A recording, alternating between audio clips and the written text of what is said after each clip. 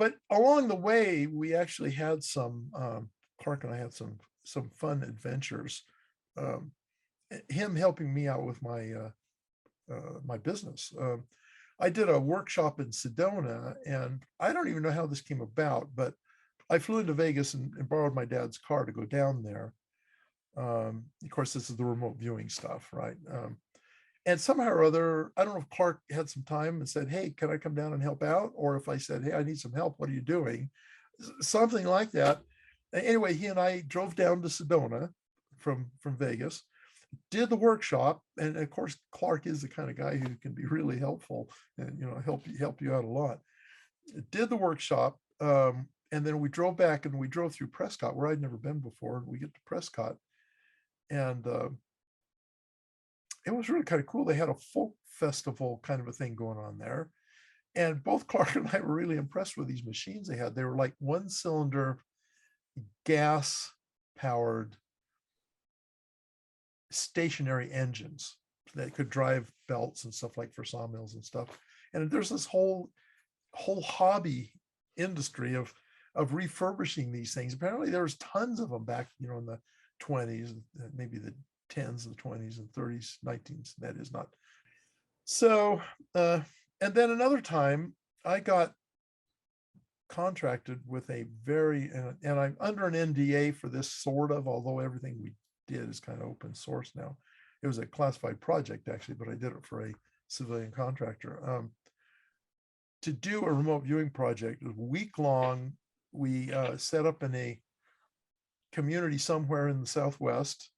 Um, the company I was doing it for actually gave us a building to use, a whole building, and we set up in there. And I needed somebody to help me run the show and run the administrative part.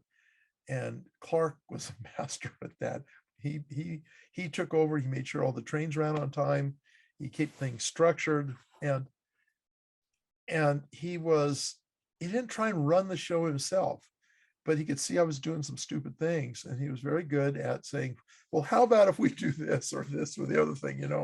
And he was just an amazing help. I mean, he did everything from secretarial stuff to managerial stuff in this, fairly microcosm. There were about 15 of us there involved in the project, and it was great. We had a great time. We drove there and back together. In fact, I think we took his old green truck. Is that right?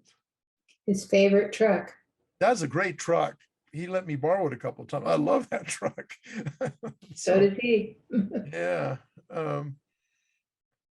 Yeah. So that was a very fond memory of that, working together like that.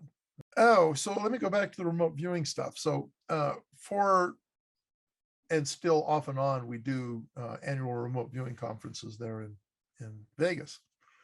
And one time there's this thing called, well, it's a form of psychokinesis, but we call it spoon bending, right? Where you use your mental powers to bend silverware into odd shapes and forms and stuff. And so I would always invite him to come over, and sometimes he'd come because I'd get him in for free because I was running the thing, right? And so he'd come over. One time he and Susie came over for an evening thing where we did a spoon bending party as just kind of an extracurricular activity of this conference. And it came in, and Clark never managed it, but Susie got really pretty good at it. And so for a while after that, if I was ever in town, she'd show me her most recent exploits, and talk about it. And in fact, I said, "Well, is she still doing it?" Clark said, "No. If somebody reminded her, she probably would, because she really loved doing that." And it can be a lot of fun. Although, like Clark, I've never been able to do it either, maybe for similar reasons.